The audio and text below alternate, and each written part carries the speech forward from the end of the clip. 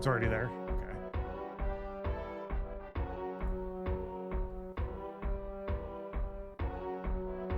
And then I should have my mic enabled for the stream as well.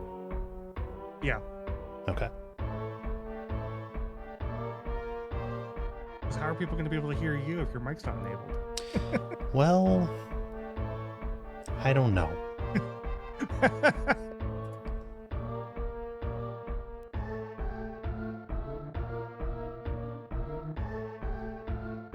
Oh, right, because they're not hearing anything right now because we're not on the race layout. I see.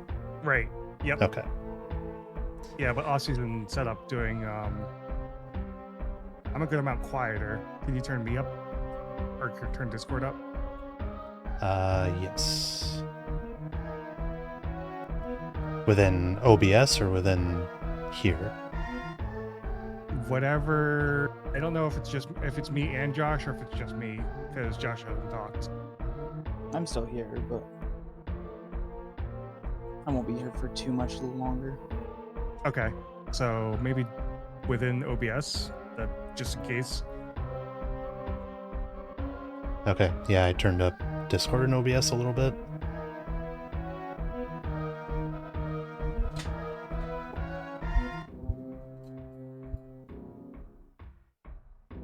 My stream confirms they can hear me. Good. Good. Yay! Stream. How does Sanath sound to you guys? SAP is ready. Okay. So...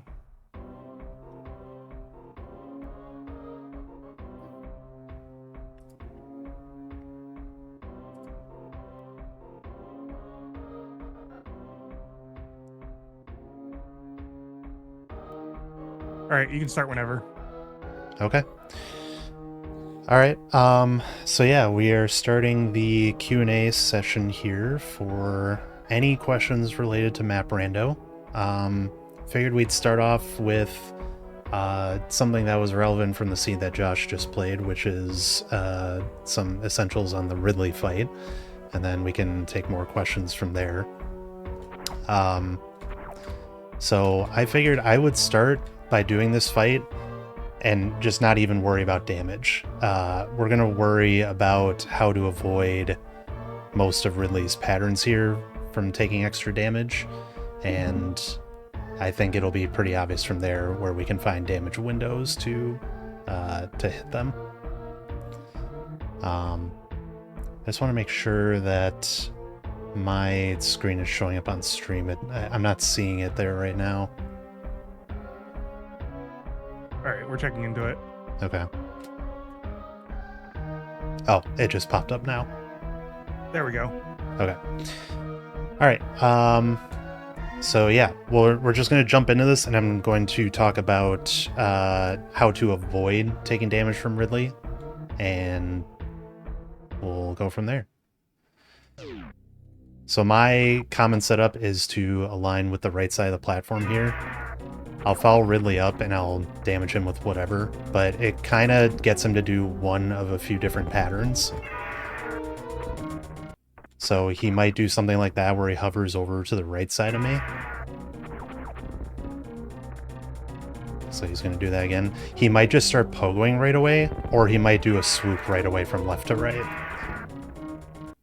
So I'm just going to see if I can get one of these different patterns to happen. If I don't jump at all, he'll definitely do a pogo. Yeah, so he just starts pogoing right away.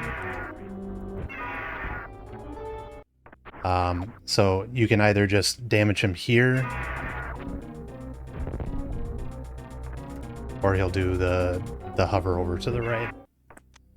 I don't hear game sound. Interesting. But that might only be an Aussie thing, where it says he hears audio.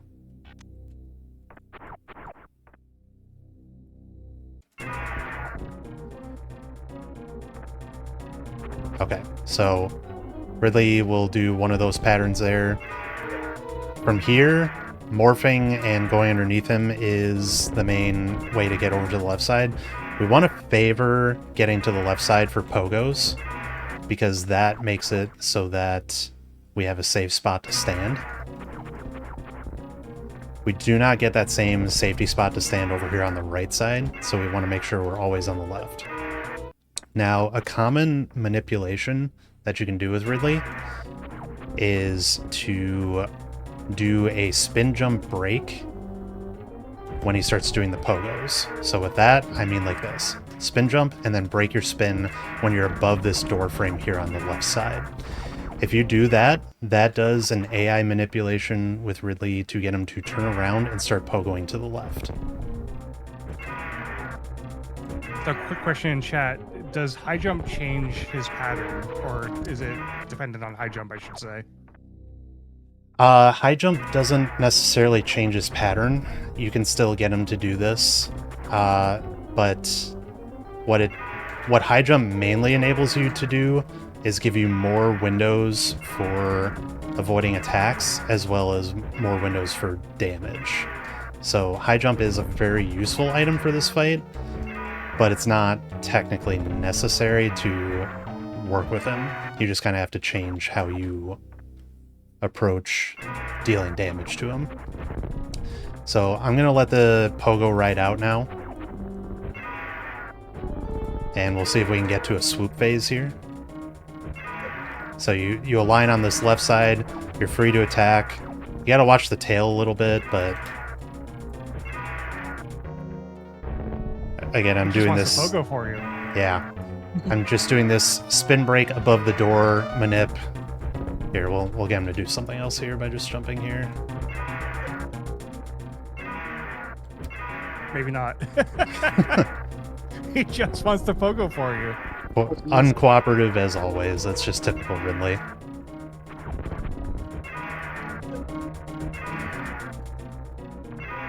Okay, so now he's doing a... Okay, I thought he was doing a swoop. Holy Ridley, please. Ridley, please. Lunge at us, please. I never get to know. Okay, so if you want infinite pogos, you just do this, I guess.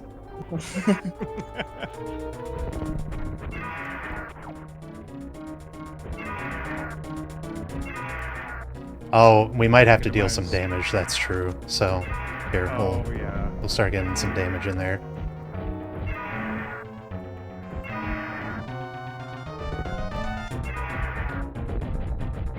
And if you want to get a copy of the practice hack, well, first off, you need a legitimate copy of Super Metroid to rip, and then you take that ROM that you got and you use it on a website I'm going to post in chat, where that will patch the ROM to be able to give you this practice ROM, and that's how you use practice ROM.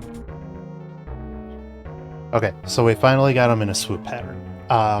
So I just made a quick save state here. So in a swoop pattern, when he's on the right, he could do it fast or slow. If he does a fast one, it's going to be much harder to react to, but if he does a slow one, then you have a couple options for avoiding this. You can either do a speedy jump over, like that, or you can climb the wall on the left side and just jump over him to avoid the damage. Optimally, you would want to get some extra damage in on him like that, and then jump over. I could get the right jump. Okay, he's just swooping high on me, so that's fine.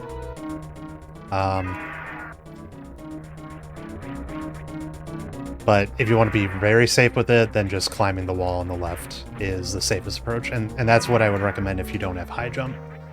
To just climb the wall over on the left side. From there, after he does his swoop, he'll come down and try and grab you. You can do a little manip here on the right to get it so that he kind of freezes midair, and then you can start pelting him with damage there.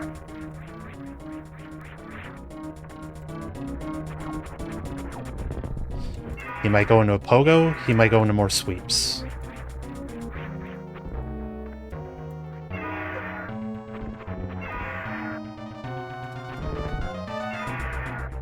So For the safest approach to this, I would say the wall climbs are your best bet. A reminder from chat, there should be an RNG control to force Ridley into patterns if you're looking for certain patterns. Right. I was trying to show what it would look like naturally through the fight. And that you can kind of induce some things to happen.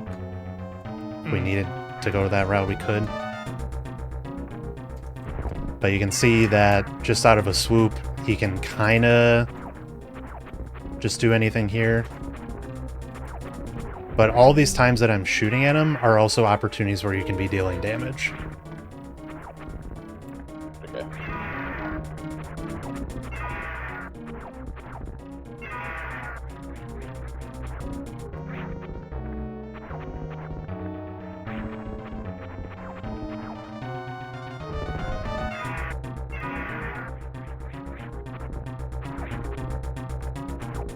So you just kind of get used to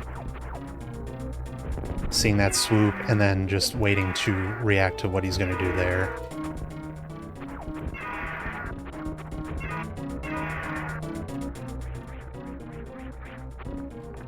If you have something like Screw Attack, then you can also Screw Attack through his body. It's a little bit riskier in that you can still make contact with his tail. His tail goes through Screw Attack. And if you're not careful, you can actually take double hits on the tail with Screw Attack on. I've had But- that happen before. Yeah. But with Screw Attack, you can more freely Screw Attack through his body to be safe. Just as long as you mind the tail.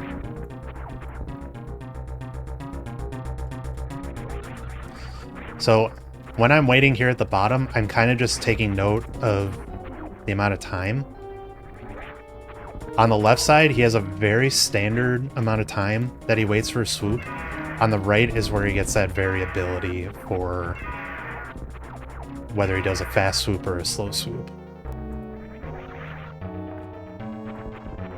You can kind of tell when he's going to do a fast swoop from the right side if he doesn't go up higher as fast as he normally would. And then you know that he's going to come down right away.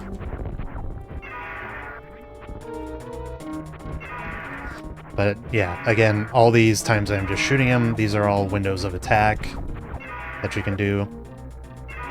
Ideally, you don't get grabbed like that. So now he's swooping. Help with damage. These jumps kind of keep him in line.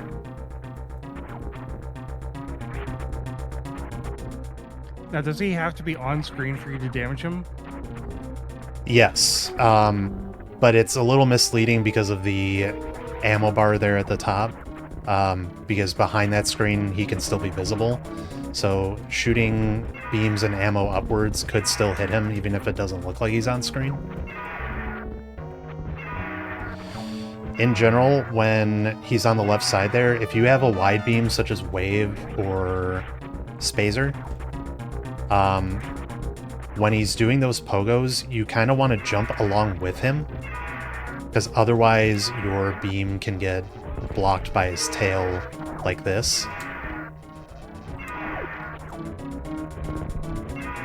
So to avoid that, when he pogos up, you pogo with him to avoid his tail from getting in the way.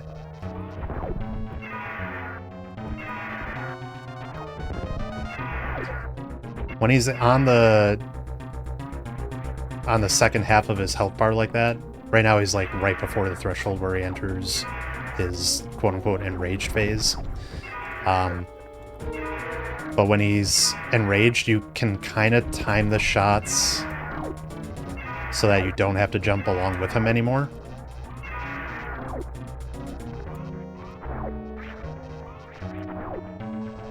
And that's just because he's moving faster, right? Yeah, the faster rate of movement makes it so that it's more in line with like your charge beam. That was a wild tail.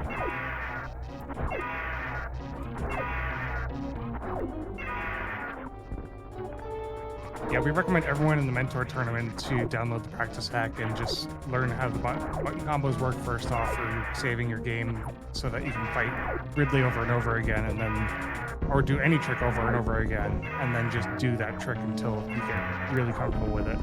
Yeah. That's what I did with Zeb skips and mock balls.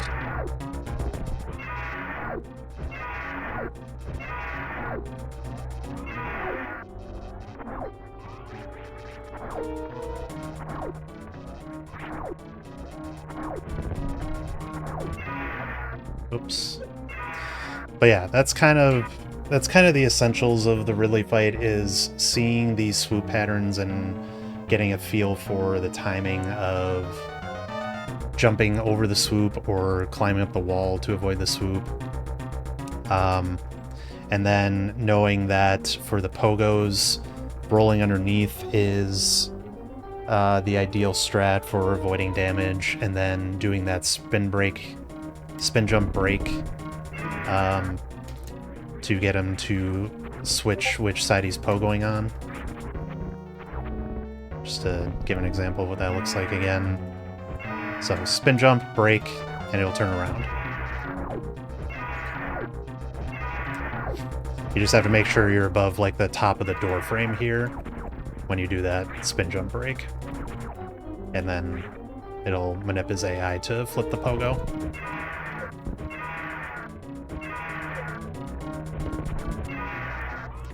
And from here you're safe to deal damage.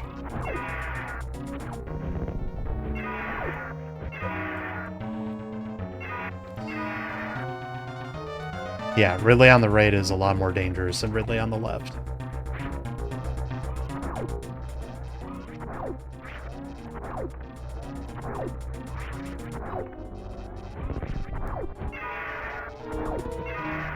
So any questions in chat specifically about the last seed or just Super Metroid in general that maybe we could show off? Yeah, any questions at all, but let's try and not ask for insane tech, because that's not... anything that is harder than hard is not going to be shown. Yeah, that's not going to be useful for any of the mentees or other racers here. Right.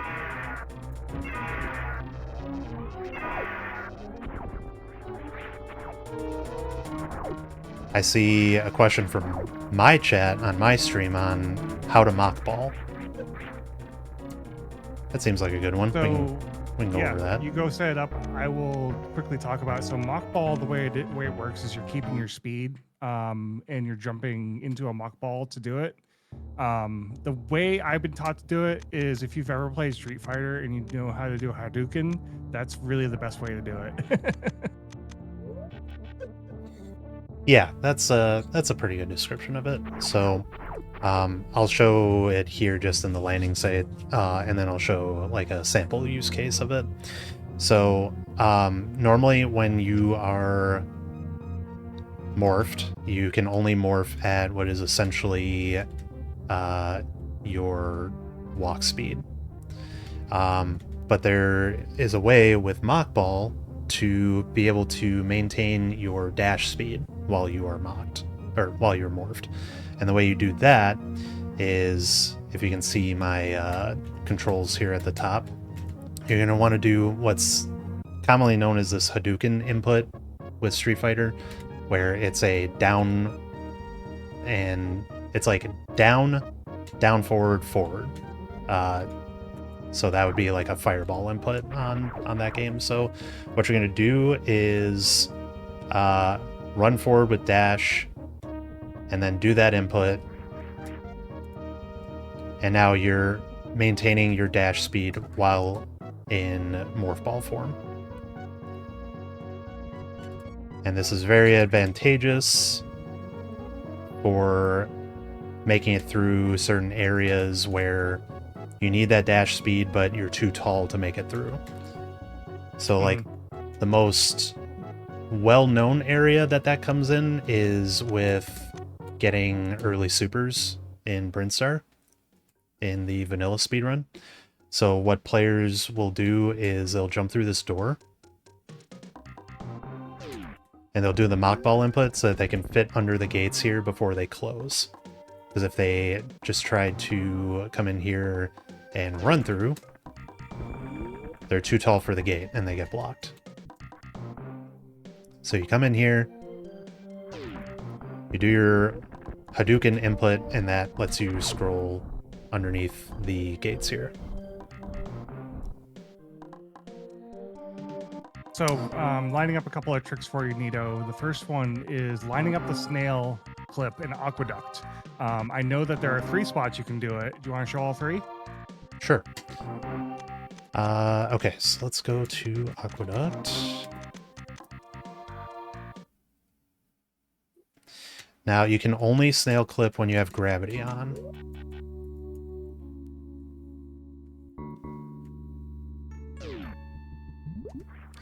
There is a hard logic version of this and a very hard logic version of this. So the hard logic version involves X-ray. You want the snail to be right about here, I think. This should work. You want to be able to unmorph on the snail in this crouch position. From here, you select X-ray, you activate it, and then you want to do a turnaround, and in the middle of that turnaround, you let go of X-ray. This forces Samus to stand up inside of the ceiling here, and from here, you just jump 3 times, and you're all the way at the top. So just to show that again.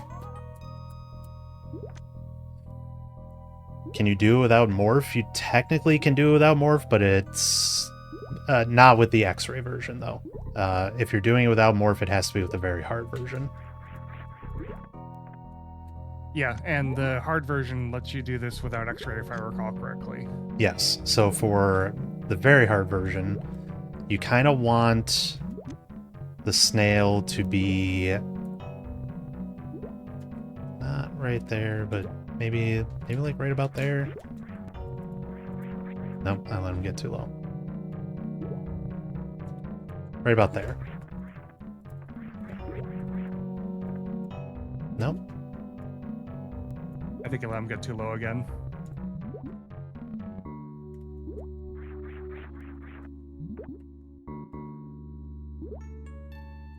And yeah, just to help with chat, this right position that Nito's using currently is only the first of 3 positions. The other 2 positions are a little more well-known, but it takes longer to get there. So it's kind of in line with the middle of the 2 dots here.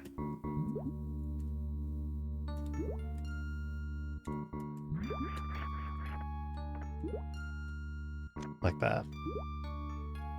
So in between the top row of 3 dots there and the solid line in between them. So right about here. It doesn't look like Samus is clipping through. Nope. Keep messing that up. It doesn't look like Samus is clipping through there, but it is the perfect height for Samus to just pixel clip through.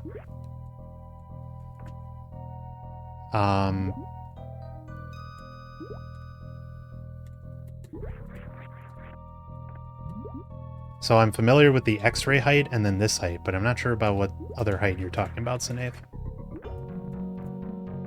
So inside the actual speed tunnel, you can move the snail over there. Take a little bit longer. Oh, okay. So yeah, just like a different physical location. Yeah. Yeah, so you can also do that here because the pipes are set up in the exact same way. Mm-hmm. But essentially you're kind of looking for the snail being below these 3 dots here, but above this solid line. That was too high.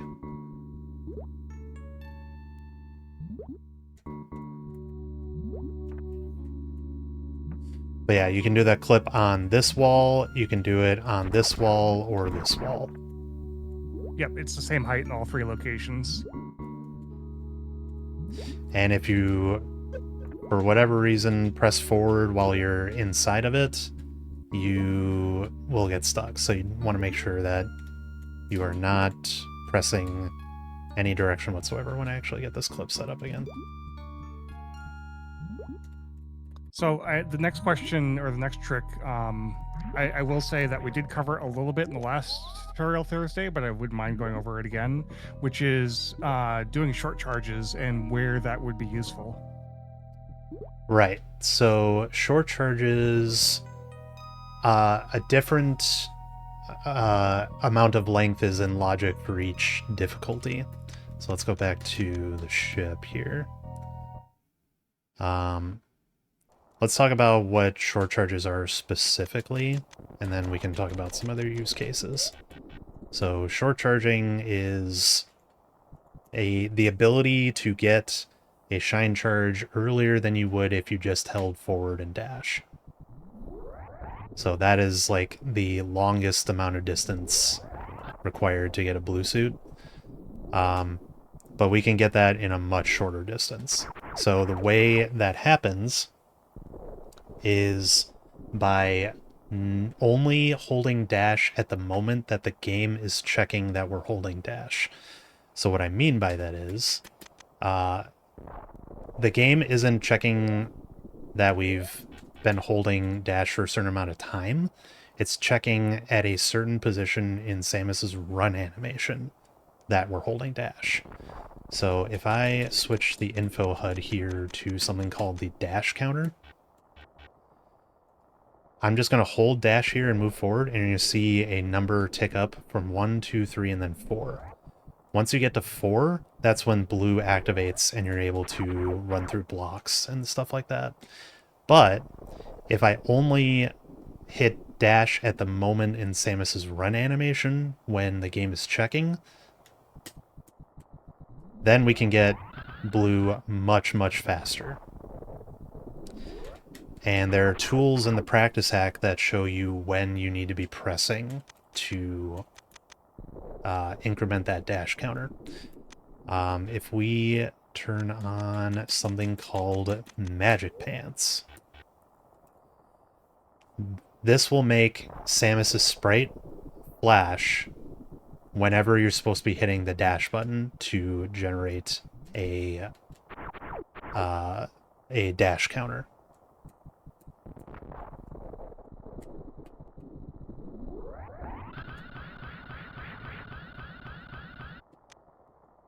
So the rate that you need to be hitting dash, like, you need to tap a little bit faster for each tap that you get, because now Samus is running just a little bit faster, so her animation happens a little bit faster, and it'll sound something like da da da da da da da da when you're trying to go for like a 4 tap. But if you're just looking for like a little bit, then a 1 tap works, where you don't hold dash right away when you start running, but you just hold dash when that first tap would happen. So you can see that if I start from here, I'm getting my shine charge kind of on this patch of grass. But if I do my first tap where I don't hold dash the whole time, look how much distance I'm saving here to getting this short charge. So the first one was happening on that patch of grass. Now I'm all the way on this patch of grass. That's saving like, I don't know, 6, 7 tiles right there. I did just use the funny numbers, haha. But it's saving a huge amount of distance. You do get some diminishing returns on that. So a 2 tap gets me to this patch of grass now. A 3 tap gets me to about here. That was 3 taps still. And a 4 tap just a little bit before where that 3 tap spot was. Now, in terms of medium difficulty, I want to say that it's only looking for like at most a 1 tap for shine charges. So if you can't do it within a 1 tap, then it's probably not a short charge that's in logic. I may need to be corrected on that, though.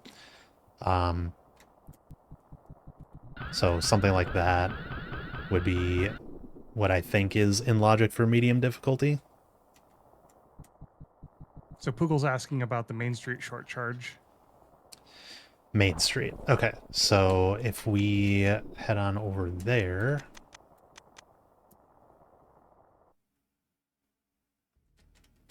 I need to give myself some PBs here.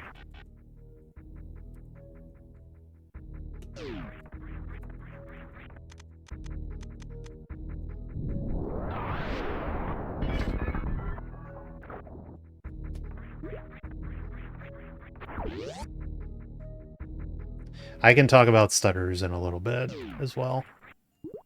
Because stutters are another thing that you can do to shorten the distance even more, but I just wanted to cover more about what a short charge essentially was. So if you have in medium, it's not in logic to carry a short charge from a dry room to a wet room. And this is something that actually came up in AC that Poogle did recently. But if you have gravity and you're just in this room, then I believe a one tap is enough from here to get the Shine Spark.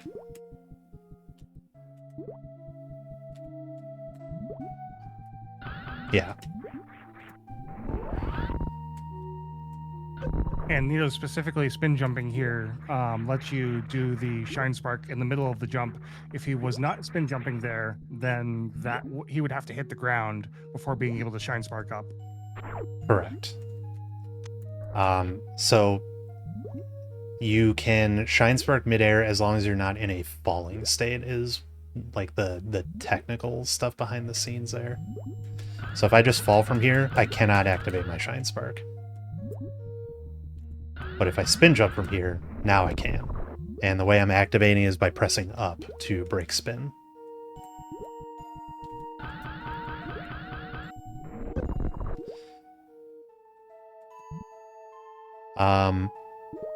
So yeah, if you're in this situation, so like the situation that Google ran into the other day was that she couldn't get up to the ledge up there, but the room connected to this one was a dry room that gave enough runway here. So I believe it was Criteria Key Hunters. So if we set the left door to, I think this is West Meridia, Main Street lower, and the right door was Criteria Key Hunters. So this is a situation that we saw the other day. So it's not in logic to carry any part of this short charge into the other room. And I think for this you don't even really need a short charge, but essentially you can get this charge in room here, carry it into the other room, and then Shine Spark all the way up for the item. So that was the logic for the medium seed. A hard seed might have you do some amount of running into the water room. For example, if this was... Actually, if I just get rid of the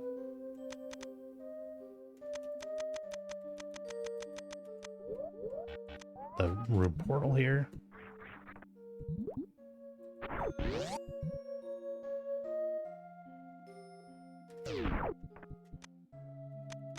I'll just give myself everything.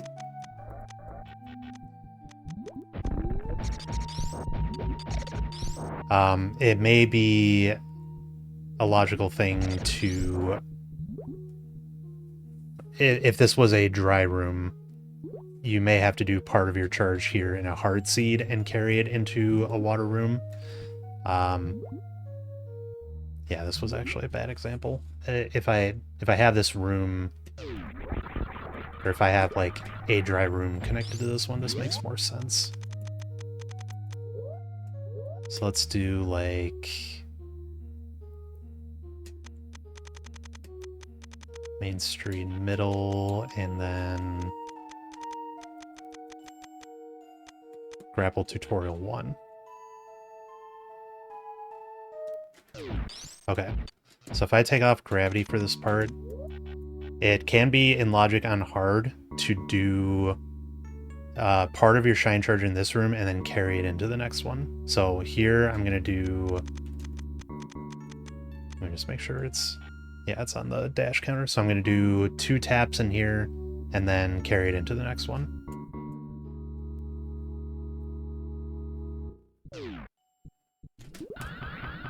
So that could be a thing that shows up in a hard seed. You do your taps before you get into the room, then you just hold dash the rest of the way, and that's enough for a shine charge.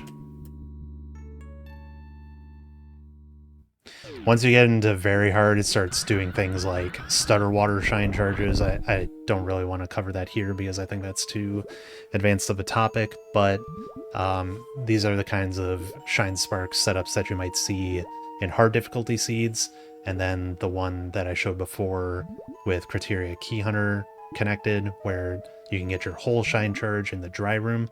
That would be an example of what you would see in a medium seed.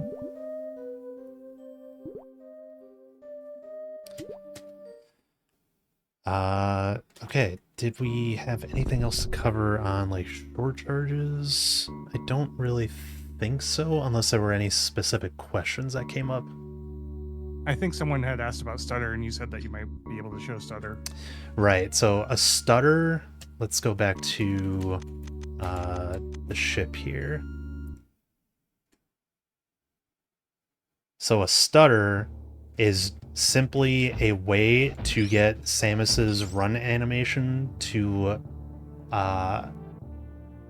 get to the point where you input your first tap in a shorter amount of distance.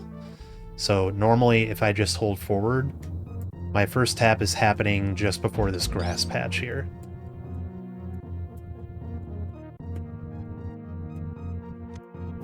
So right about there.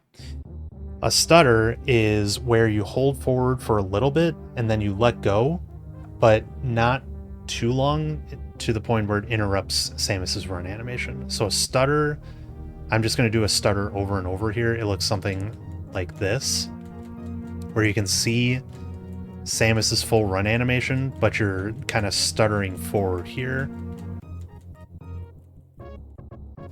So this only helps before your first tap, but you can do a stutter to make it so that your first tap can happen over a shorter distance. So with a stutter, I can get the first tap to happen like halfway to the grass patch here.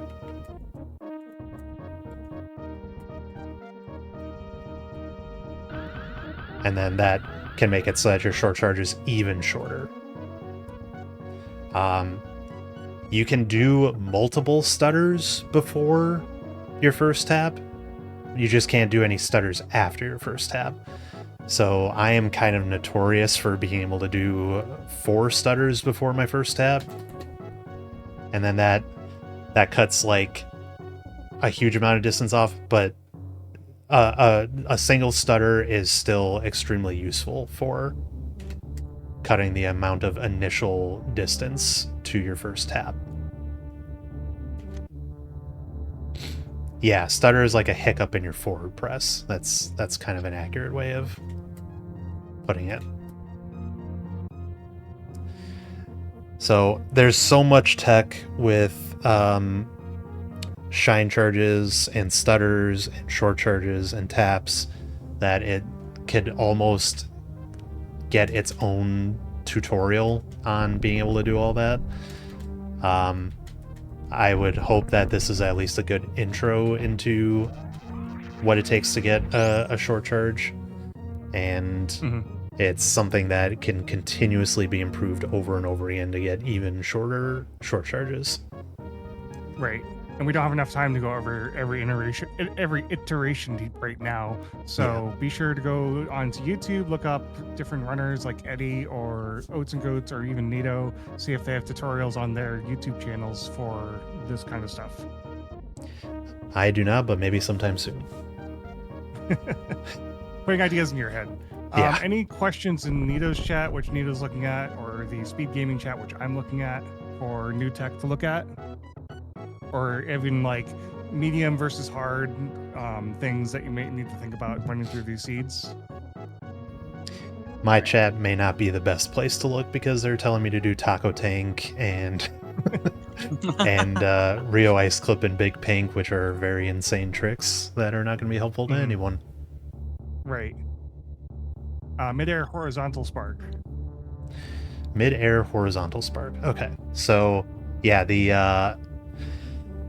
inputs for doing a mid-air spark seem kind of weird.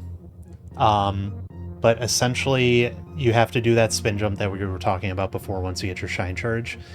Then you want to press up and then forward and jump, all in kind of quick succession. So to show what that kind of looks like, get your shine charge, spin jump, up, forward, jump, and that initiates the horizontal spark.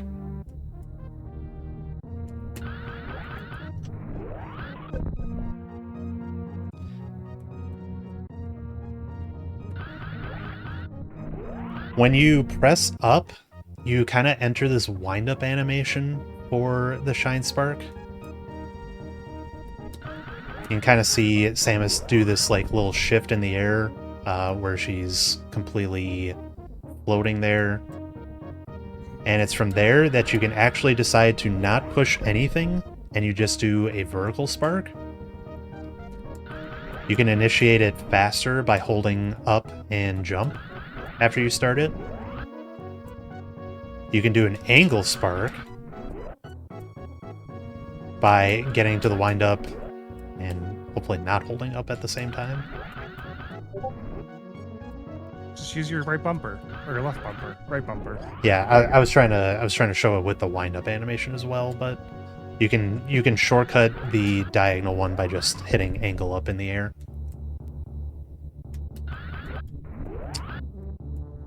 Yeah, for me, whenever I see Samus jump up out of a spin and she breaks spin and she kicks her legs, that tells me that that's where I put my inputs in, is when she's kicking her legs in midair.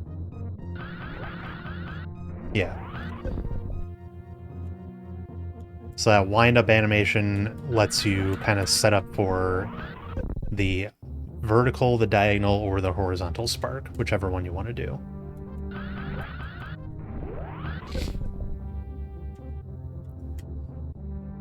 And yes, you can shortcut the diagonal spark by just hitting angle up to break your spin.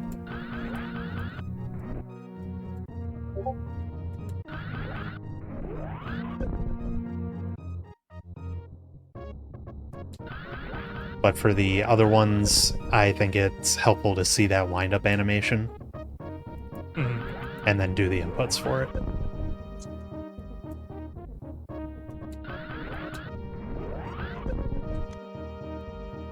We had a question earlier. This is kind of... There are going to be map layouts where this could happen. You fight Mother Brain, or you get to the fight of Mother Brain. All the objectives are down. You break her glass, and then for whatever reason, you go to the other side of Mother Brain to fight her. Okay. So let's go to Turian.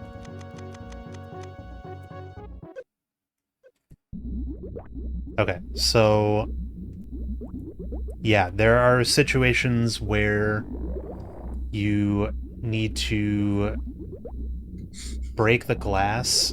It's very limited situations, but it could be something like you only have enough to break the glass but not really start the fight, or you need to go refill or something, and the refill just happens to be closer to Mother Brain's left door entrance rather than the right side. Or you're working with a very specific amount of ammo, something like 30 missiles, 30 supers, where that is like the perfect amount of ammo to start the fight when the tank is already broken and then be able to kill Mother Brain 2, something like that. So under this scenario, let me give myself a little extra ammo so we can get there. So under this scenario, we go in and we we'll just destroy the Zebs.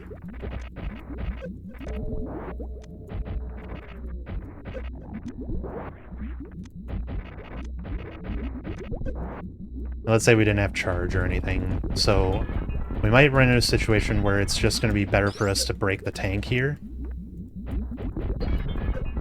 but not start the fight because we know we don't have enough to finish. Then we leave.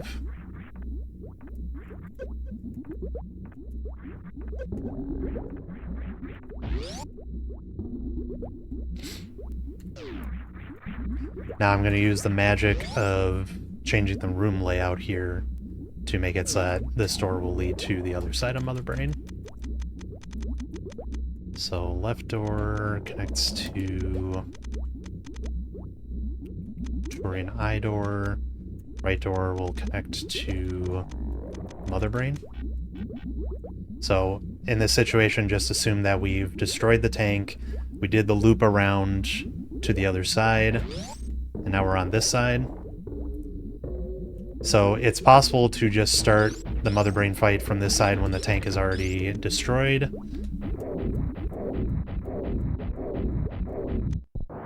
In the practice hack, it's the normal amount of damage from supers to Mother Brain, but you can get the fight started here and then just pop out of the wall once that closes up, and then you can start the fight normally.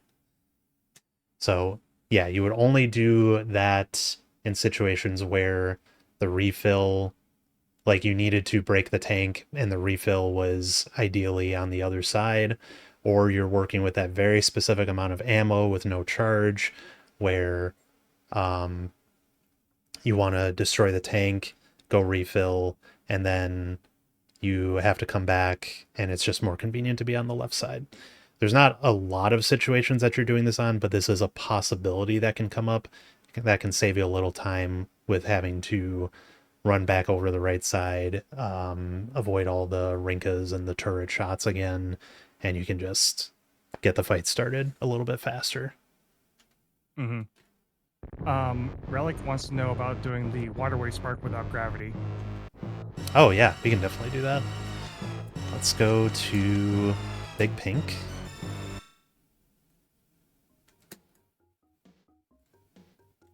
Alright, I actually have to get out of here, but I appreciate all the help and all the support and all that. For sure. Yeah, you're welcome to leave whenever. Have a good day. You guys as well. Okay, so waterway, bottom of Big Pink.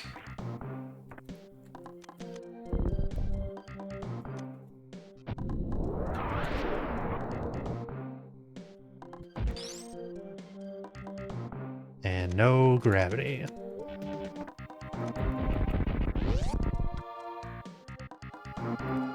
So yeah, this setup can be a little tricky. You run all the way over here, and obviously these are speed booster blocks, so you need to get a shine charge, but if you don't have some runway over on the right side to carry a spark over, then what you can do is wall jump up here, and you have enough runway up here to do... I don't think you even need to short charge this. I think that's technically just barely long enough to do a short charge right off the edge, but you can obviously give yourself some leeway with like a stutter or a one tap or something, so that you can get that a lot more comfortably. Now, I don't know what it is about water, but something about it makes it so that shine sparking doesn't activate the same way that it does in a dry room. So to counteract that, what I like to do is a little spin jump before the speed booster blocks to get the same setup as it would with a dry room. So something like this. You press up, and then you do your horizontal midair spark to destroy the blocks. I did not make a save state. That was very smart of me.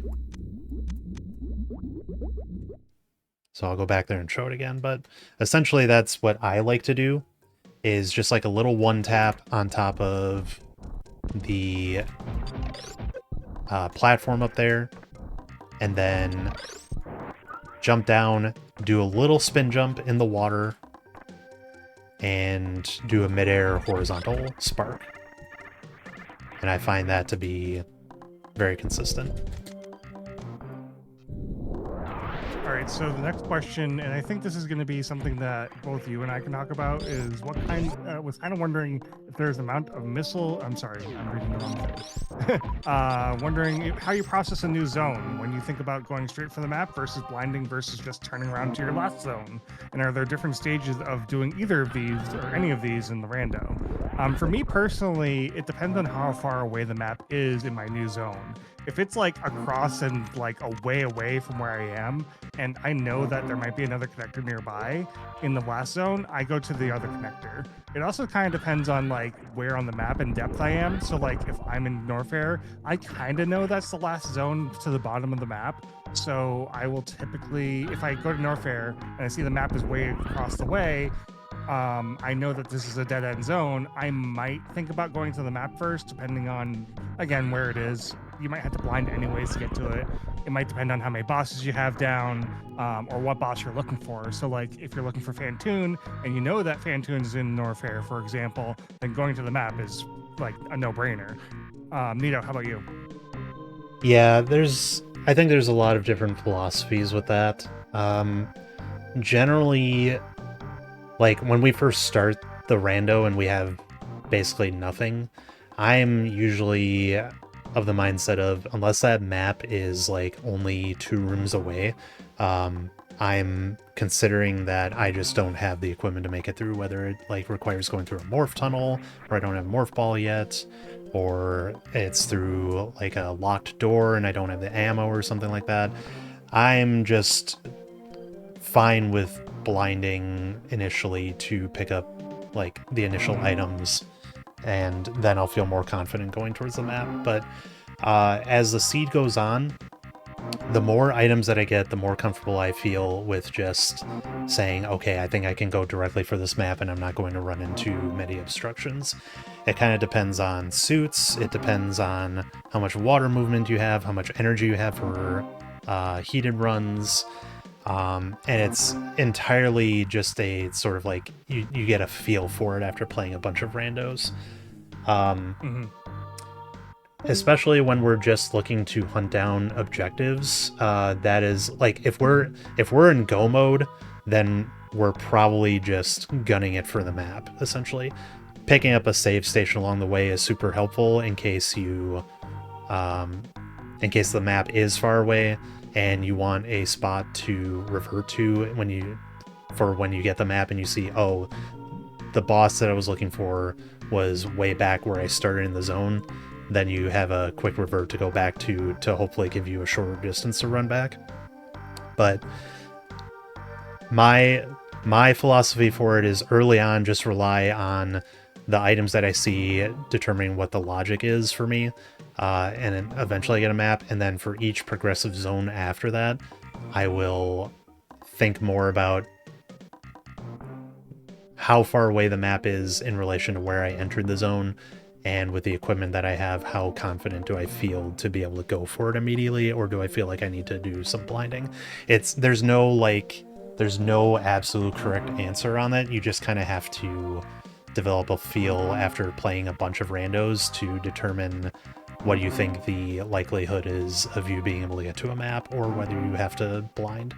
And then in terms of like go mode, the line for go mode has changed a lot for me over time, where like I feel like, okay, I need this much ammo and I need all the beams and I need both suits in order to feel like I'm confident here. And now it's at the point where it's like, yeah, I can do this suitless with bare minimum 6 tanks and, you know, charge ice spazer with only 10 supers or whatever. Like that's all dependent on your experience level and how comfortable you are at doing all the boss fights and stuff. So your level of go mode will shift over time depending on how much more comfortable you get, and how really it comes down to how well practiced you are with bosses and doing heated runs and doing tech to bypass water rooms and things like that. But I would say for medium to hard seeds, it's not uncommon for you to get, you know, some extra E-tanks, some extra ammo, feeling like you need just a little bit more comfort with the items to do the boss fights and traverse the rooms effectively. That's a very like non-definitive answer, but I think that it comes down to the player. Yeah, and so just more clarification in chat, we're talking about, is pivot saving better in new areas or should be going for the map? Also, a number of paths you have left in progression change as you approach, good feel for item placement, things like that. Yeah, I mean, pivot saves are immensely helpful, especially when you are... So let's say you're in like Greenburn main shaft, and you have this save station connected here, and now you have 4 doors and an elevator here, and if you get power bombs, you actually have 6 doors. Like, having this pivot save here so that you can check a door and be like, okay, this door doesn't look like it's going to lead to anything special. You can even like go all the way through this room and be like, oh, okay, it was just a refill, so now I can go back to the save, and it saves me the time of running through that room again, and now I can get my search going much faster. Like, having a pivot save is immensely helpful for that, to just shave off seconds or even minutes of run back time. Mm-hmm.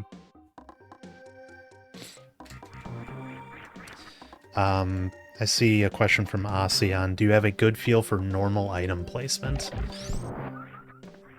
That I definitely don't have a ton of experience with. It's actually been a long time since I've played on normal item placement. If we look at the definition of what normal item placement is, it is something like once you're able to reach 50% of the map, I think 75% of the key items are available to you. I'm going to make sure I have that definition right, but yeah. Or no, it's by the time 50% of items are obtainable, at least 75% of the key items should be obtainable. So that's things like morph, bombs, suits, space jumps, screw attack, things like that. So it's a little bit harder for me to judge because I haven't played on normal item placement that much, but that does make it feel like the item placement is a lot more condensed to your starting location overall, and ultimately that should end up in a seed being generally easier to play. We're used to playing on tricky for like the hard tricky races, and that makes it so that items are spread out a lot more uniformly. But it's it's definitely a shift in like what becomes capable more early on in a seed. I haven't gotten a good sense for it yet, but it definitely makes it so that like you don't have to travel as far to get all the key items you need to complete the game. This is something that I kind of went over in the Mentor map tournament Discord with Kyleb, as far as how the generation process actually works. So obviously that depends a little bit on your settings, if it's normal, if it's hard, if it's tricky, if it's all that fun stuff. But for the most part, in a very broad strokes manner, first off, there's a preset number of maps that the generation process goes through. There's something like 200,000 maps that have already been created for the generation process. They're not made as part of the generation, they are pre-made. So one gets selected, and then depending on your map layout, which could be standard, could be depth. Depth is the one that we're using for Map Rando Mentor Tournament. It actually assigns the name of the Socoteria of Norfair Meridia. It assigns that name to each area of the map. From there, it will create your very first step. So it'll start you off at a random location, which is predetermined, and then the very first step is created. that first step could be your morph ball. It also could be missiles or super missiles or power bombs to get to morph ball, or it could be another major that gets you into morph ball. But really what you're looking for in those first steps is morph ball. So you have to think about, okay, I just got this item in my first step, and that is going to unlock my next major item in the next step. And you have to be able to get to that first major item to and from with the items that you have on you. It doesn't matter if you've collected the item, it's not going to expect that you've gotten that new item and are now able to return with that item in a harder sense, if that makes any sense. So like, it's not going to expect you to go through like 3 hot rooms to get Varia, for example.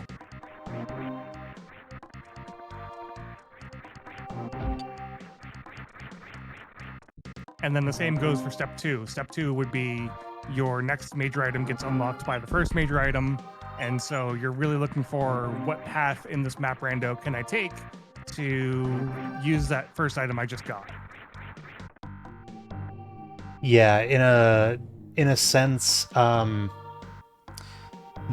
I think that might be a more accurate description of what challenge item progression is more like, or either technical or challenge, in that like the progression is locked behind each individual item that you're picking up, and it tries to force a very linear progression, whereas I think on normal and tricky there are more routes available to collecting the majors and key items. Like there are more items available on each step in general than there would be on something like a challenge seed.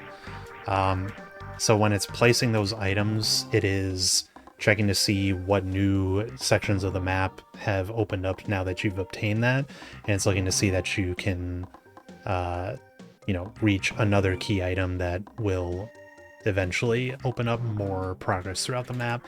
The more restrictive item progression settings like technical, challenge, and desolate, they are making it so that you have to collect that one item in the step to get to the next one logically, essentially. But normal, it's quite a bit more open. Tricky is sort of an in-between of that normal and more technical challenge type progression, where it's still uniform, but there's still like more routes available technically open to you. It might place more key items on the same step that are available. But yeah, that's generally the way that Sinead described it. That's generally how item progression works. Mm-hmm. We have about 15 minutes if I'm looking at the clock correctly. The croc? I can definitely be correct. Let's go look at croc. But if we have about 15 minutes left if I'm looking at the clock correctly. So if there's any other questions, Aussie can definitely correct me if I'm wrong as far as how much time we have left. But yeah, we're nearing the end of the stream here. Yeah, I think we were on a 3-hour time block with this, so about 15 minutes left. Speaking of croc, though, we could go over that a little bit, because I think that was something that Josh was struggling with a little bit in the seed. Mm-hmm. That's a good shout. Chat, you get bonus croc. Bonus croc.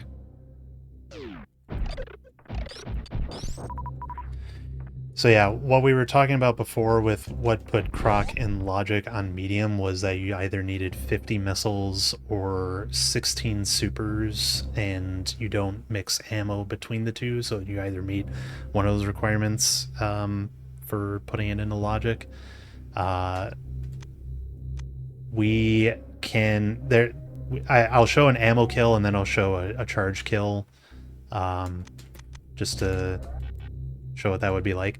So the way croc works is that croc doesn't actually have like an HP amount or anything. Each missile pushes him back 1 step, each charge shot pushes him back 2 steps, and each super missile pushes him back 3 steps. And he has, I believe, a 50-50 chance of either doing this attack where he shoots out these energy projectiles, or where he attempts to charge at you.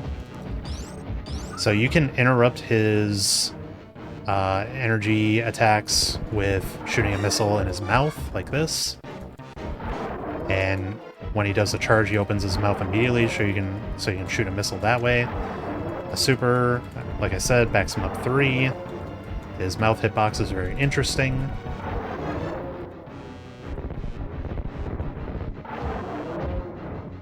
Yeah, so it's a lot about timing the shot into his mouth, because if you let too much time pass by when he starts charging, he's going to charge forward more steps than you've backed him up. Exactly. So, yeah, I just kind of showed a combination of all of that. The farming step is... It's helpful to know a good spot to stand for being able to farm that effectively. I see a lot of people, when they're fighting Croc, they stand up real close to him to shoot the energy projectiles. But I find it much more effective to actually back up a little bit, because it gets his claw out of the way. So I'll show an example of what that looks like here.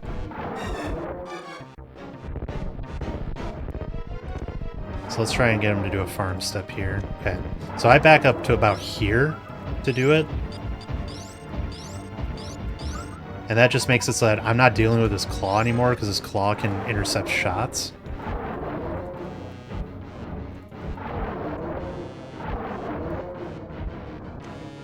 Come on, Croc.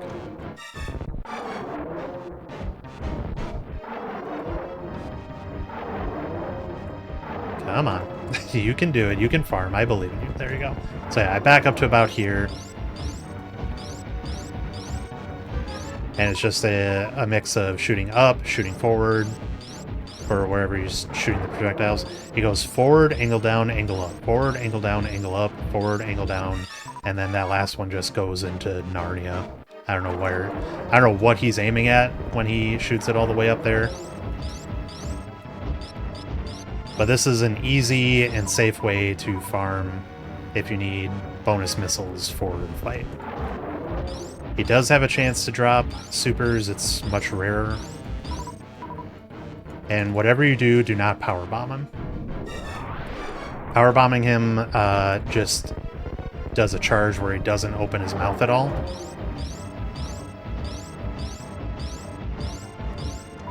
And also fun grapple shenanigans.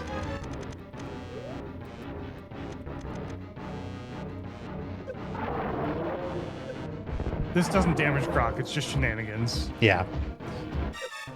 Literally does nothing to him. You can do something funny like have him push you through the spike wall in the back there with grapple, but I would not recommend doing that.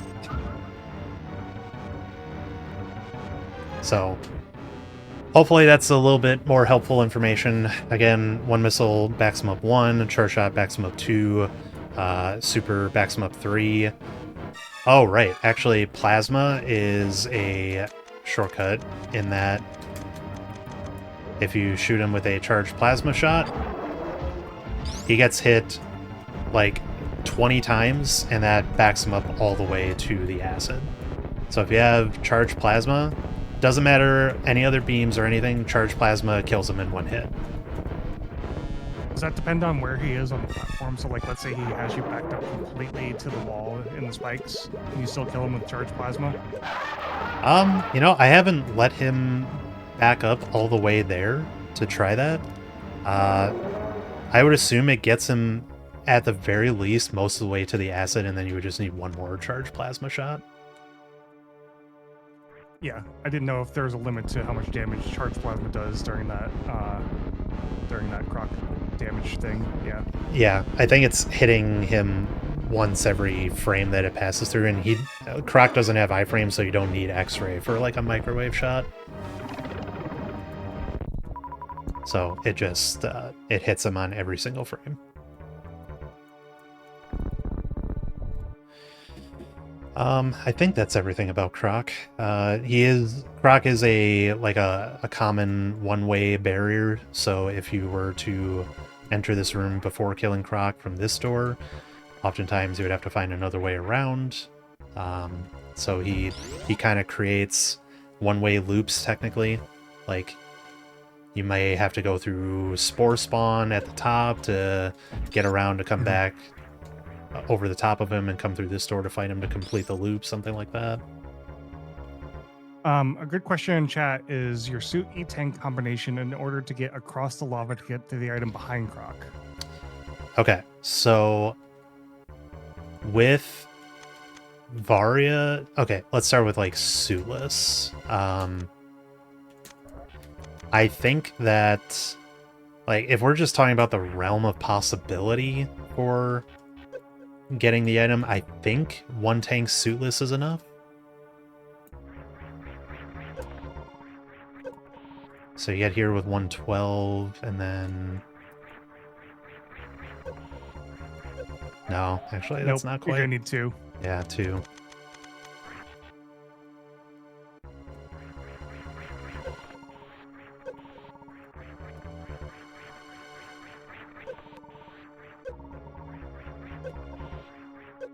Even 2 is cutting it, like he just showed, very close. Yeah, very close, but technically doable in 2 suitless. If you have a suit, I think you can do this with 1 tank for sure. So Varia suit would probably be 1 suit and a tank.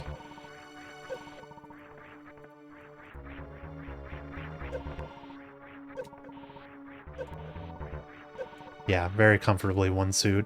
I think if you have gravity, you can probably do this with just gravity and 0 suits, honestly. Because then you're not dealing with the slowdown of the acid.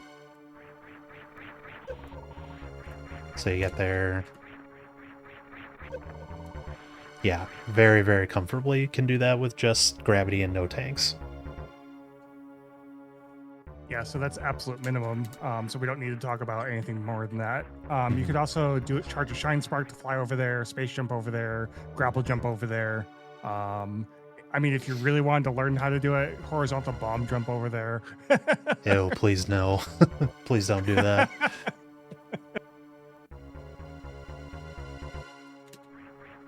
I think that's going to be about it, though, unless there's any very last-minute questions. We got 5 minutes left.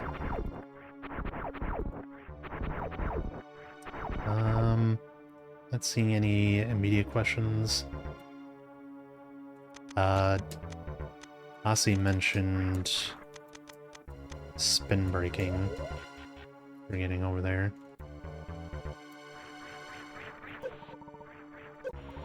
So spin break can make it so that you touch the ground sooner.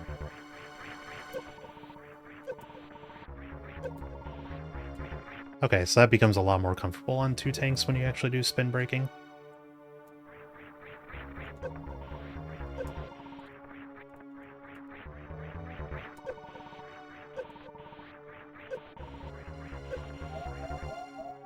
Yeah, much more comfortable. So 2 tanks is a bare minimum for that with nothing.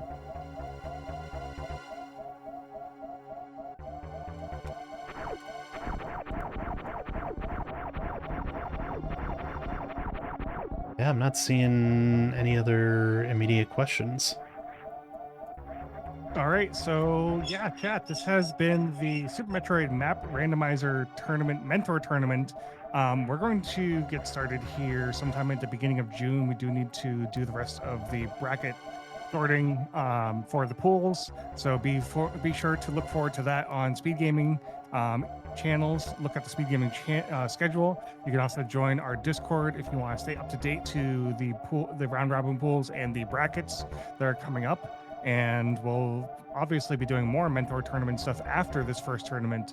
Obviously working with feedback to make the tournament better, working maybe on harder difficulties for people that want to get more of a challenge. But this very first tournament is serving as an introduction for new people who have barely played Randomizer to get into the game.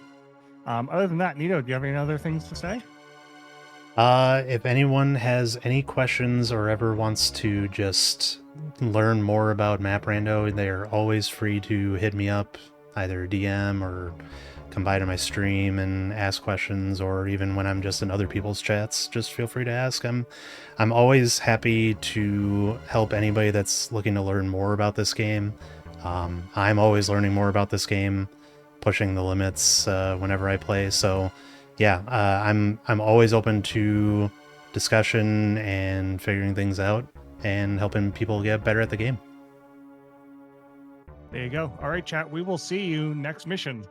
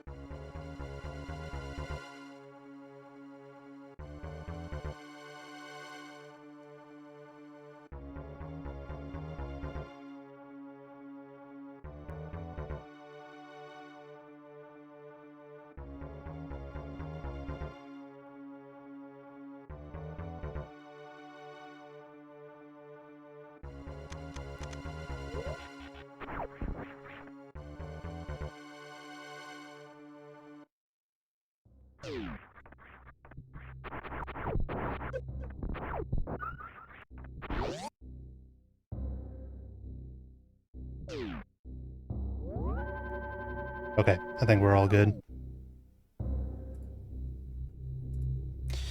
Hi everyone. Sorry I couldn't talk to you all directly, but yeah, that's it for the tutorial Thursday session on SpeedGaming. What's up, Alex? And then joining races. Only if they're vanilla.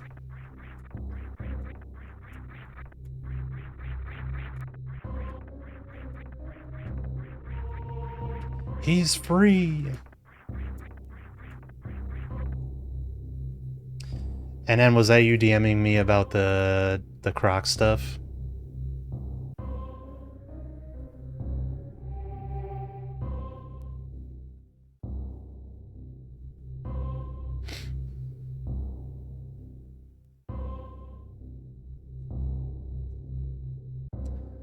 He said you have to save and reset the game before Crocomire. I mean, I was forced to reset the game after getting stuck there multiple times. Does that count?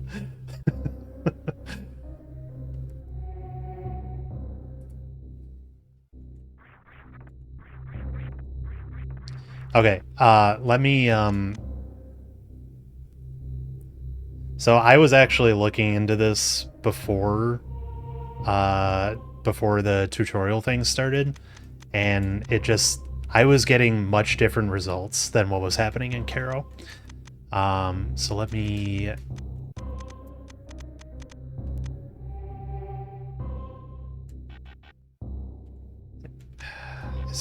don't know if Croc is actually alive there.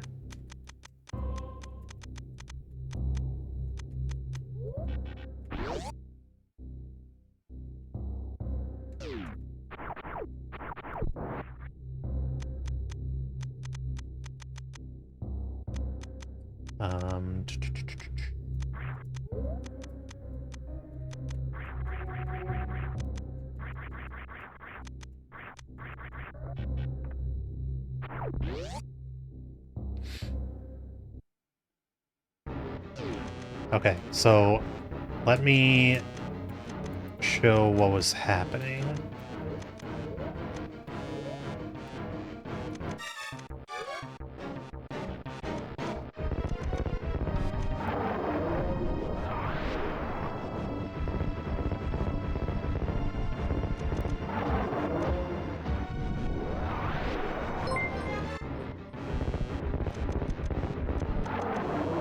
DD, thank you for the bits.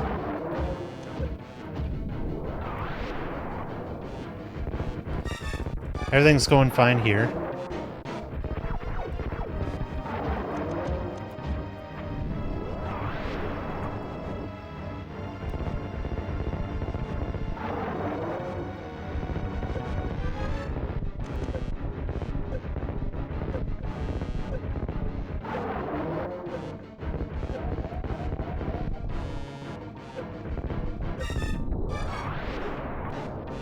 Okay, so we do the crystal flash.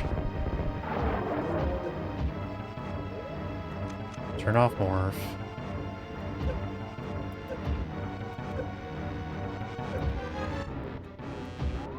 Okay, so now let's go to view the out of bounds tile viewer.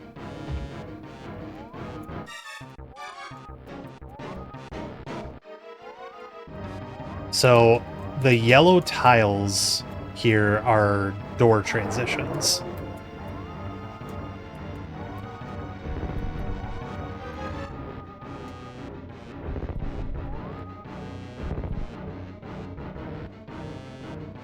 Okay, that isn't what happened when I tested this before.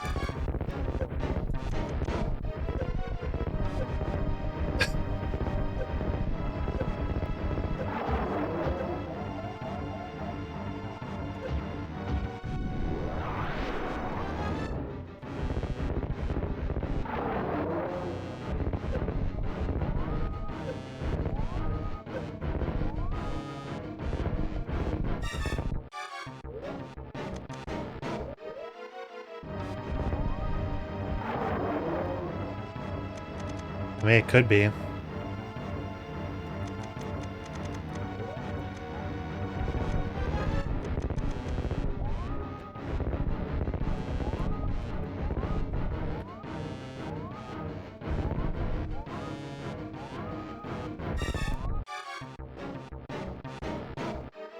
Okay, so let's reload this.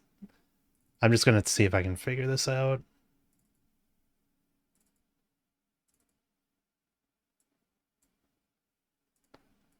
So I'm just going to reload at the croc save.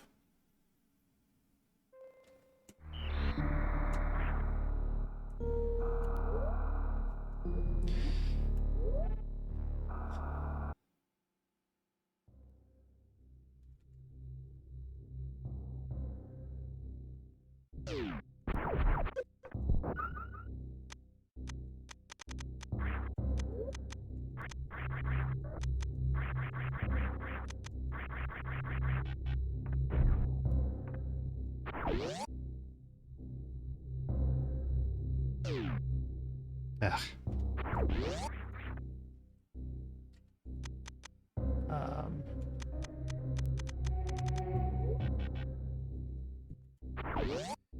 When I tested this earlier, it did what I thought it was supposed to do and teleported me to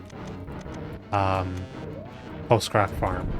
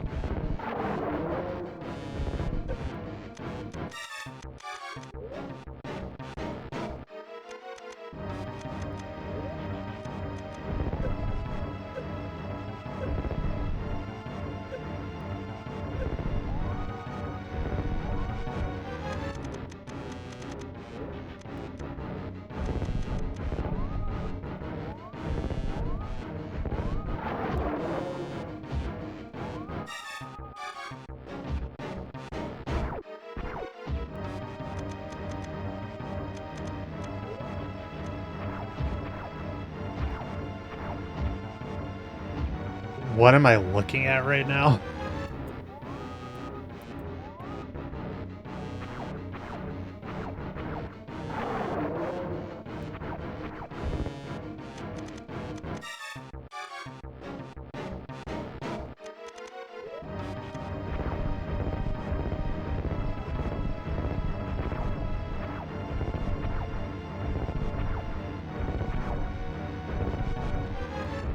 Like the out of bounds viewer isn't even working right now because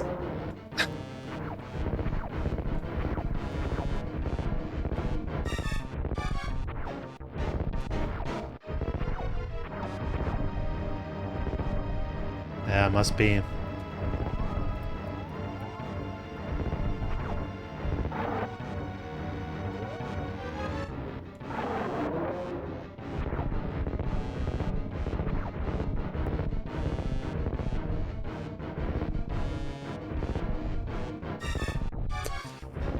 I don't know.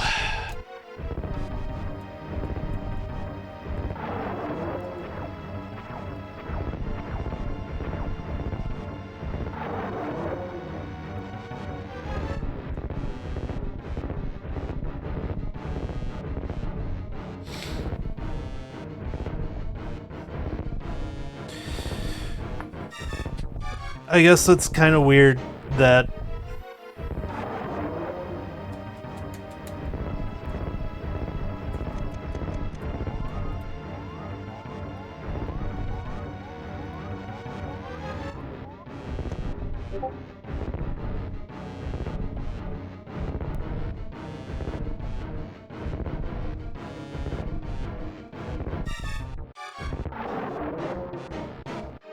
have I thought much about how you will mentor people in races? Yeah,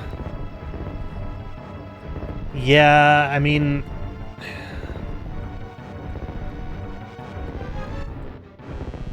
it depends, because like the mentoring I just did, that was the first time I've ever talked to Darth Josh, so I wasn't really sure what mentoring style would be good in that case, but it at least seemed like he was comfortable with movement and he had an idea of what he wanted to do, and I didn't particularly disagree with anything that he was doing. Like, the only thing that could have been improved was maybe some routing stuff and how he was handling the bosses. Yeah, it's all solid up here. There's nothing I can do.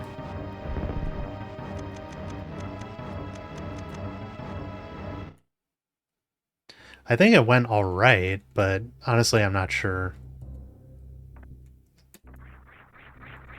I would need Josh's feedback on that, I think.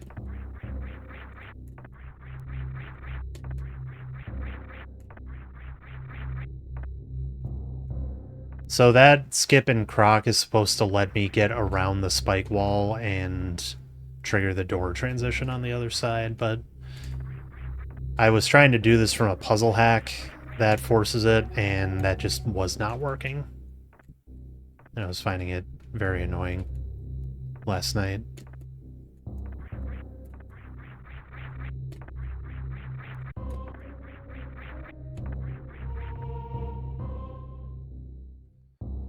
Save at the station with the correct loadout. Okay.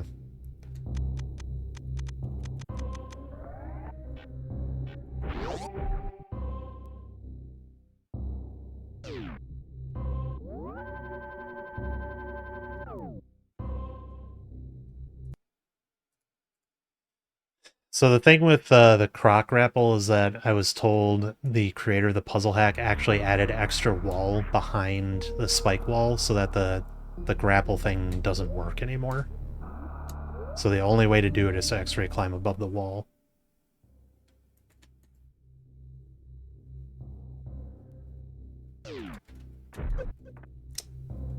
Wait a minute, why did it not save? Hold on.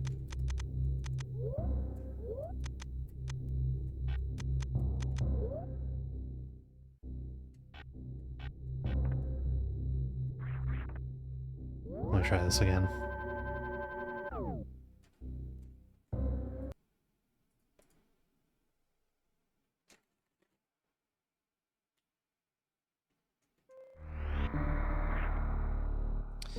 Yeah, that's kind of a tough thing to figure out, descriptor. Like, because I think everybody's style is different.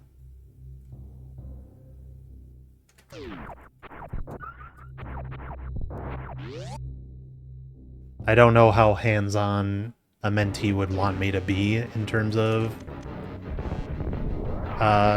like, telling them what to do during a seed or whatever.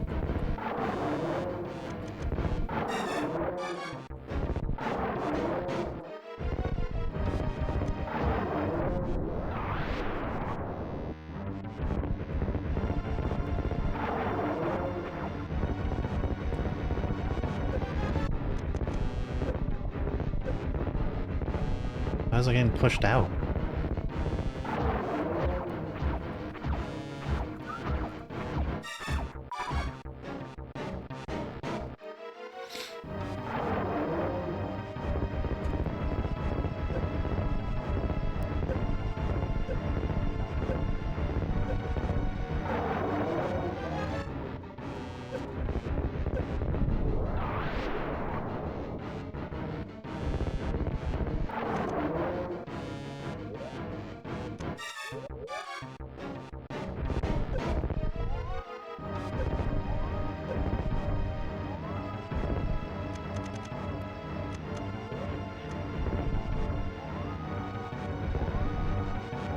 It's just all solid up here again.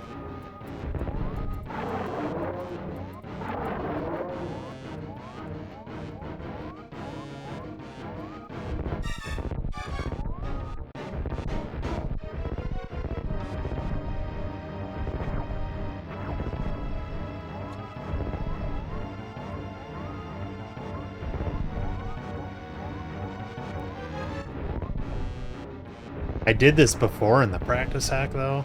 That's what I'm confused about.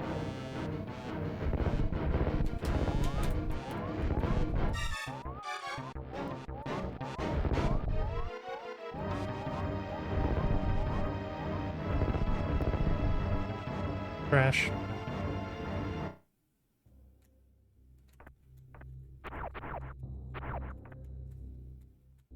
I don't know. I do not know.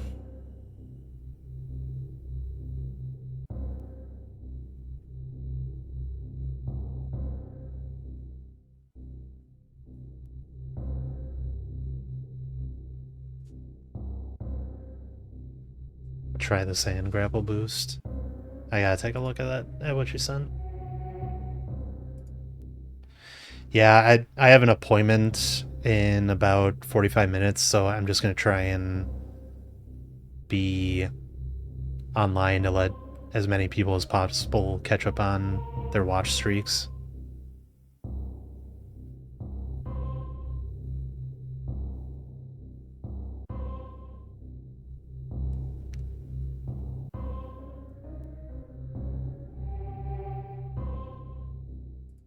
Hmm.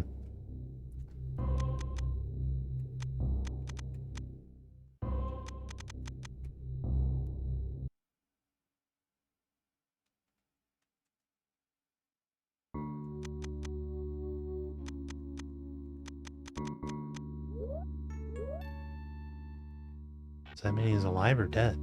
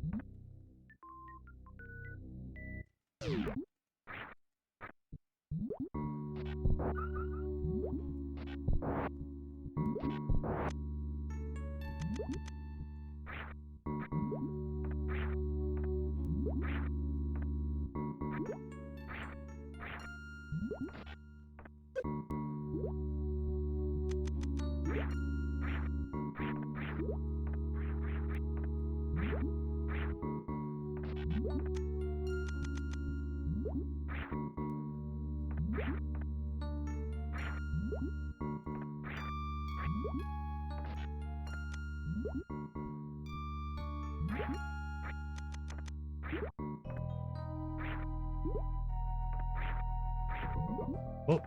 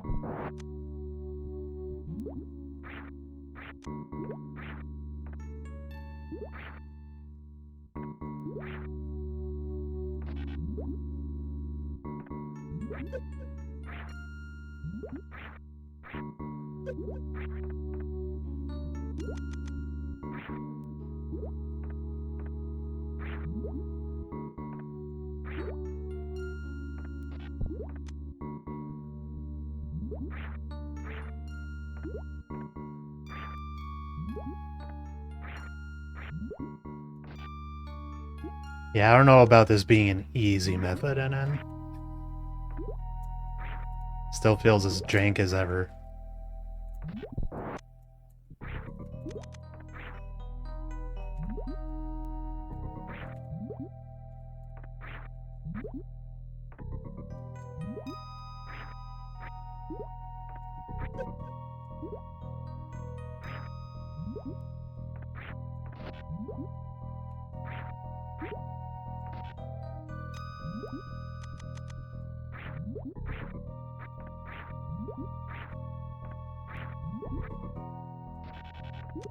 I'm trying to use grapple to give me a boost from a jump out of the sand.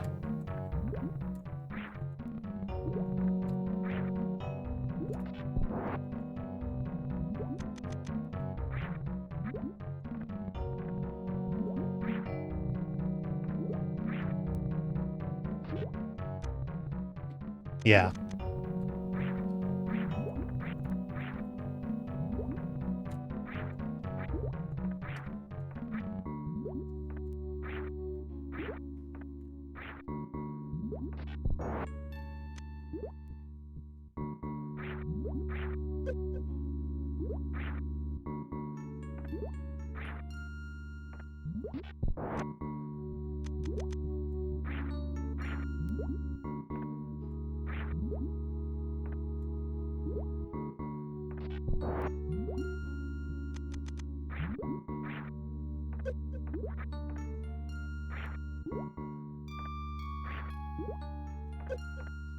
Piece of shit.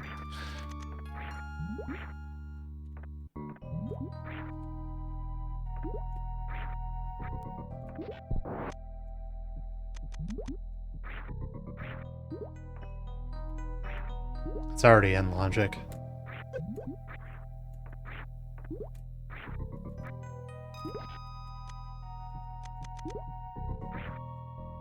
It thankfully rarely ever comes up.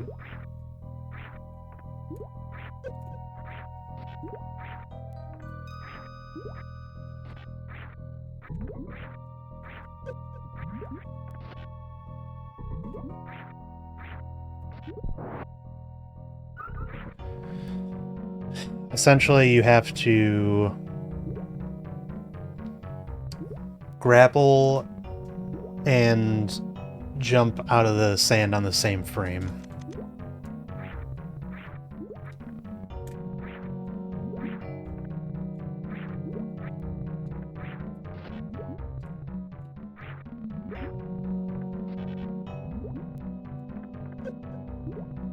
You need to release Agnel.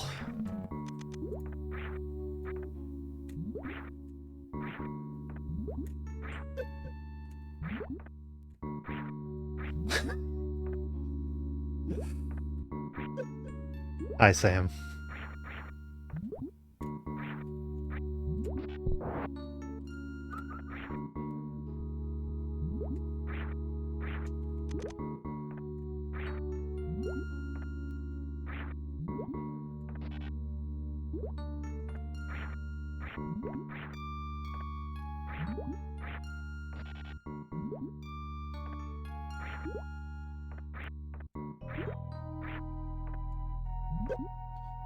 I think the tutorial stream went well.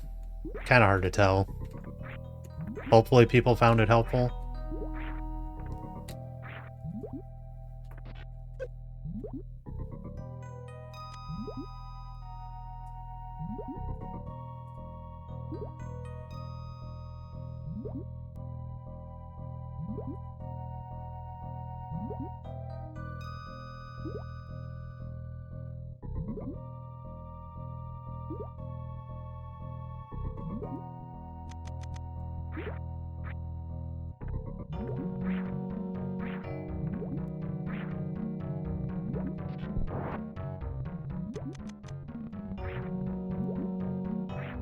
But I'm just gonna stream for like another 20-ish minutes or so.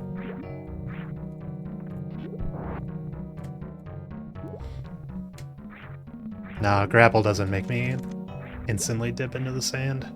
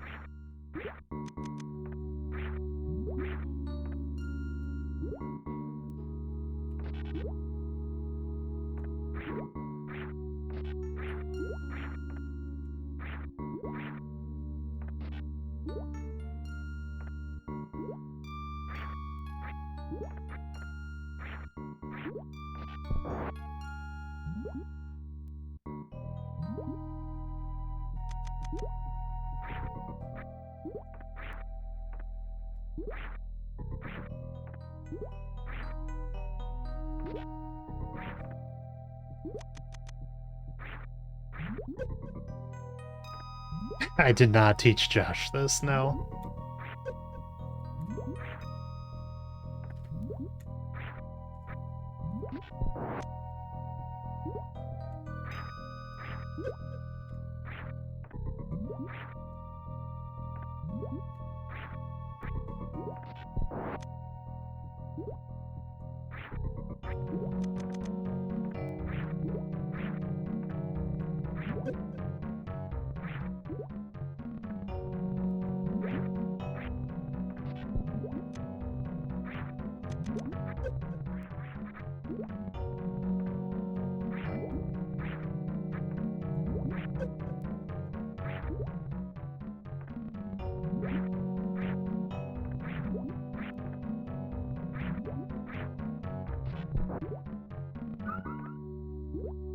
Hold L, turn around, then when landing in the sand, jump, and immediately after, still holding L, shoot the Puyo. As you are shooting, press down to propel Samus up.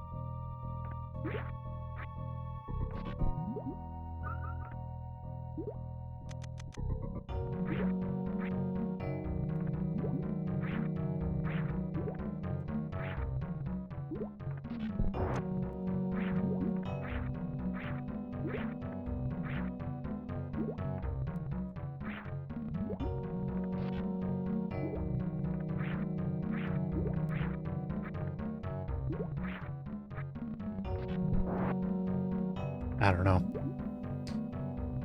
I don't know.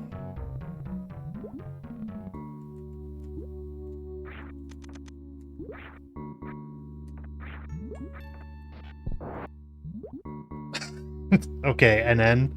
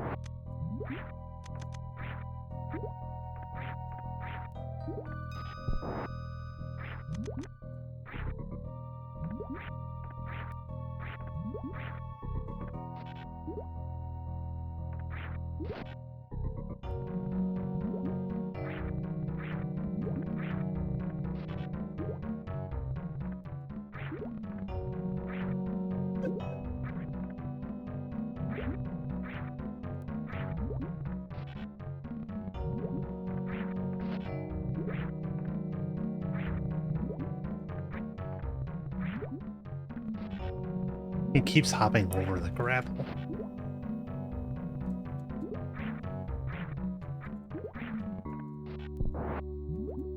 That was close.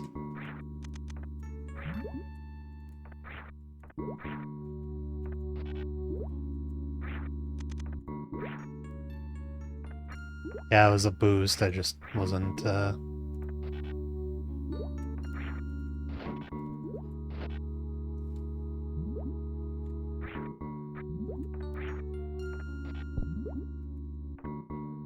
There we go. Yeah, works way easier when I actually land in the sand and crouch first.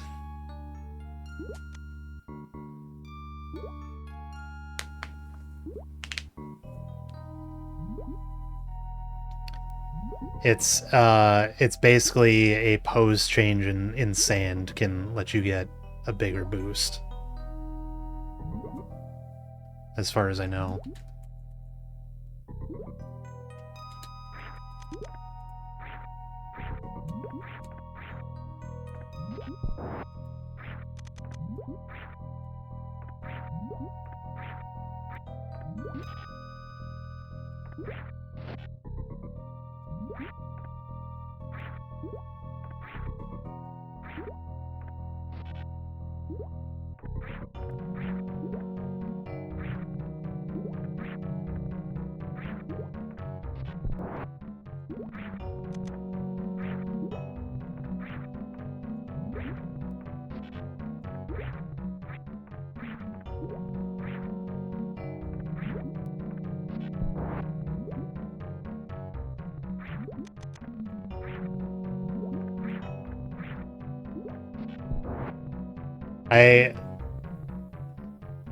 Before tutorial stuff, Sam, I went into the practice hack with the Croc stuff, and I somehow had it work there where it transported me to post-Croc farm. It wasn't exactly how the other videos I've seen do that, but it did work. And then I tried it again after tutorial Thursday, and there was just other garbage data loaded out of bounds, and it would not work.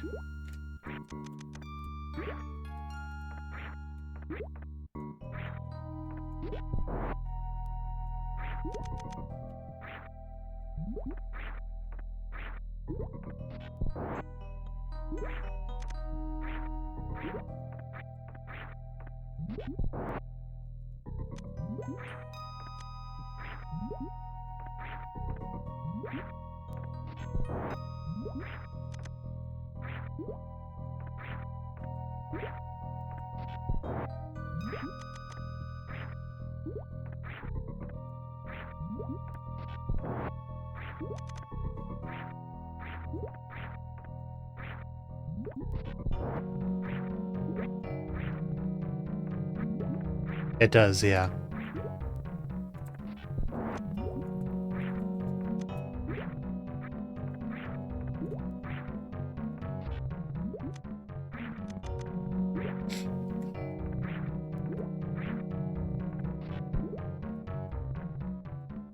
Okay. Can get that with some consistency.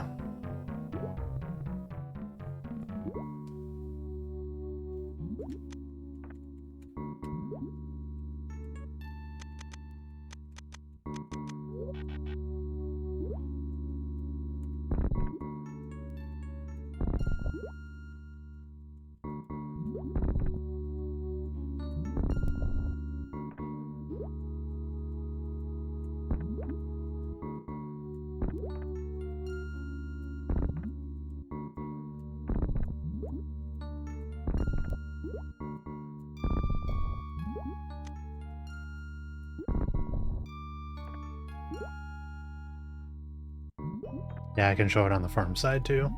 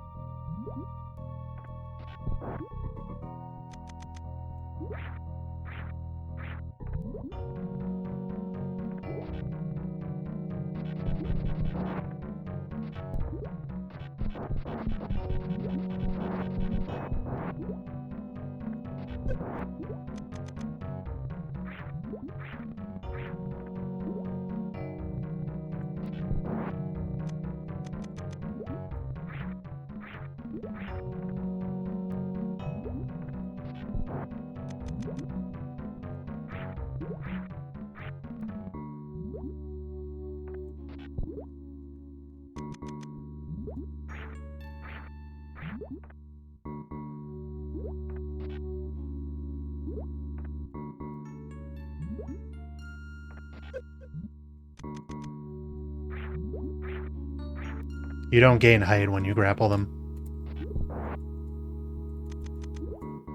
Like, you don't gain height that way.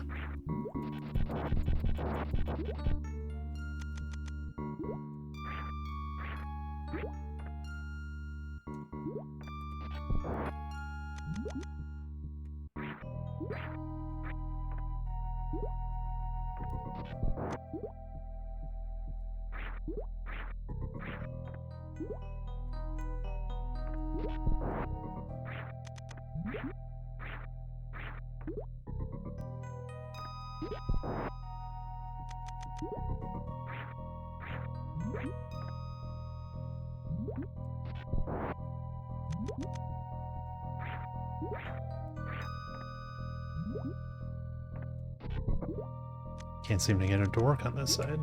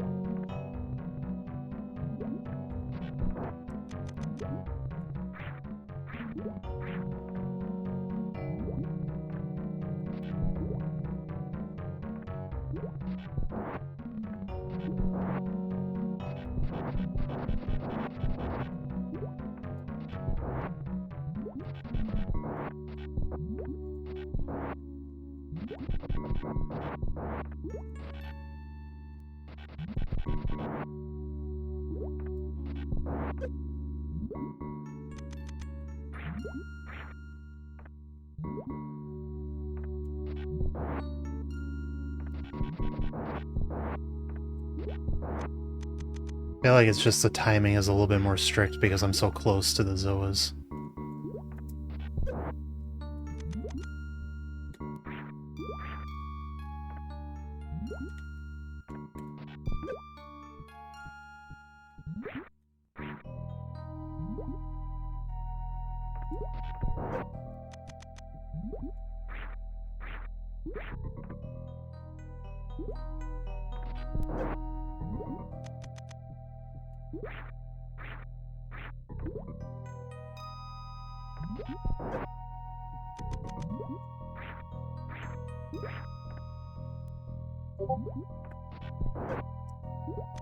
Just does not want to jump.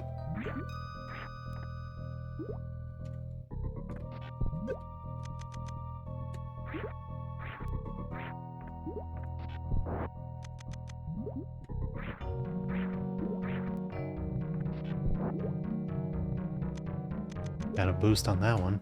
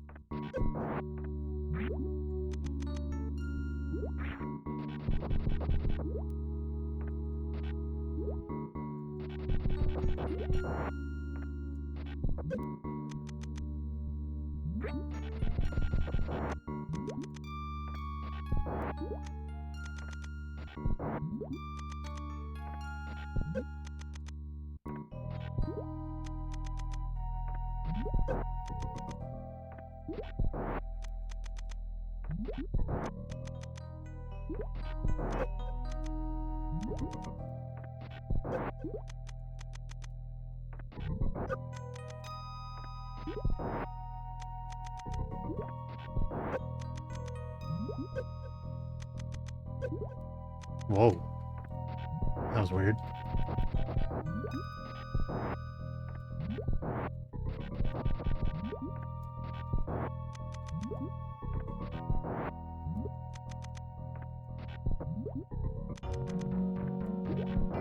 Oh, there we go. Okay. I need to be hitting them literally at the same time.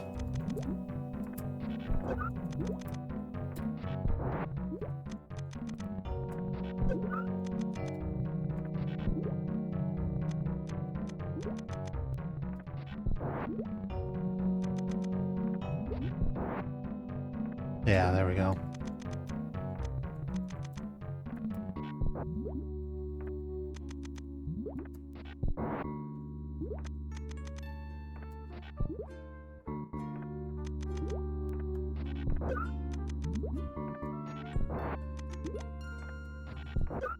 60-foot shark. Thank you for the follow. Join the island.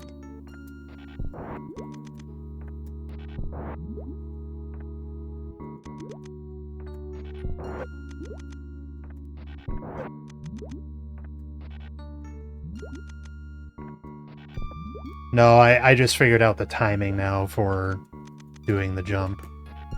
That's really all it is. Okay. I have to go to my appointment now, so that is unfortunately it for the stream. I'm sorry it's not at its usual time, and it's definitely not very long, but yeah, I gotta go take care of that. We'll go ahead and raid right away. Oats went live. We'll go raid Oats. Can rarely do that. Alright. Will I see you guys tomorrow? What do I have going on? Oh, if I do see you tomorrow, I will probably see you during the afternoon. Because I got stuff going on that night. So yeah, I might do an afternoon stream tomorrow. We will see. Until then, hope you have a good afternoon, night, morning, wherever it is where you are. I'll see you then. Bye.